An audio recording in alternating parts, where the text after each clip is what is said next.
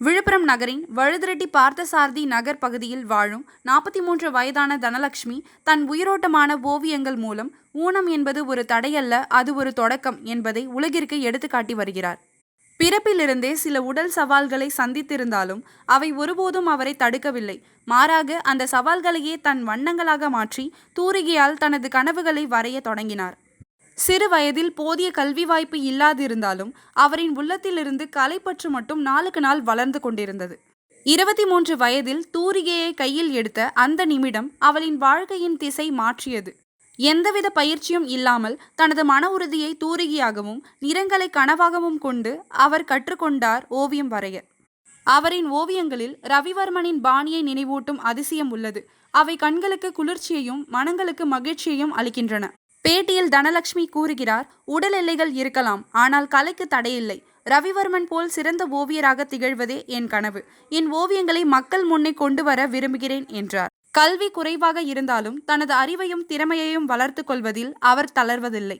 நாளிதழ்களை படித்து அதன் அர்த்தங்களை அறிந்து கொள்ளும் ஆர்வம், பிறர் உதவியின்றி ஆன்லைன் மூலமாக தேவையான பொருட்களை வாங்கும் தன்னம்பிக்கை அவரின் மன உறுதியை வெளிப்படுத்துகிறது. ஓவியங்கள் மட்டுமல்ல, அவர் கவிதைகளையும் எழுதி மனதை குளிர்விக்கிறார். தனலட்சுமியின் ஓவியங்களை பார்த்தவர்கள் தங்கள் புகைப்படங்களை வரைந்து தருமாறு கேட்டுக்கொள்கிறார்கள். அவர் வரையும் இயற்கை காட்சிகள், பெண்கள், குழந்தைகள் அனைத்தும் உயிரோட்டமுடன் பேசும் படங்களாக மாறுகின்றன. அவரின் சகோதரர் கோபாலகிருஷ்ணன் பெருமையுடன் கூறுகிறார், தனலட்சுமி ஓவியங்கள் மூலமாக தான் யார் என்பதை உலகிற்கு காட்டுவதே அவரின் ஒரே இலக்கு என்றார். தனது உடலில் சில தடைகள் இருந்தாலும் அவரின் ஓவியங்களில் எல்லைகளே இல்லை. உண்மையான ஊக்கம் என்ன என்பதற்கே தன்னாலே உயிர் கொடுத்து நிற்கிறார் விழுப்புரத்தின் பெருமைமிகு கலைஞர் ஓவியர் தனலட்சுமி. நான் சின்ன வயசுல 3வது வரைதை படித்து முடிச்சிட்டேன். இதுக்கு மேலே படிக்கவே இல்லை. ஃபஸ்ட் ஸ்டாண்டர்ட் படிக்கும் போது காது கேளாமல் இருந்துச்சு. 2.5 வருஷம் தான் நான் காது கேட்டு படித்தேன். இன்னும் 2.5 வருஷமாக காது கேட்காமலே படித்தேன். படிப்பு மட்டும் காதல் கேட்கவே இல்லை, எழுது மட்டும் தான் எழுதுவேன். அப்புறம் காது 4th படிக்க எங்கள் அப்பா ஸ்கூல் சேர்க்க முடியல. சேர்க்க போகணும் அவங்க இங்கெல்லாம் படிக்கக்கூடாது, ஊனமுத்தூர் ஹாஸ்டலில் ஹாஸ்டல் சேர்ந்து தான் படிக்கணும் அப்படின்னு சொன்னாங்க. அப்புறம் அங்கே சேர்க்க வேணான்னு நான் பயந்து எங்கள் அப்பா வீட்டில் இருக்க வச்சுட்டாங்க. இருந்தாலும் என் மனசு ஸ்கூலுக்கு போகணும்னு தோணுச்சு.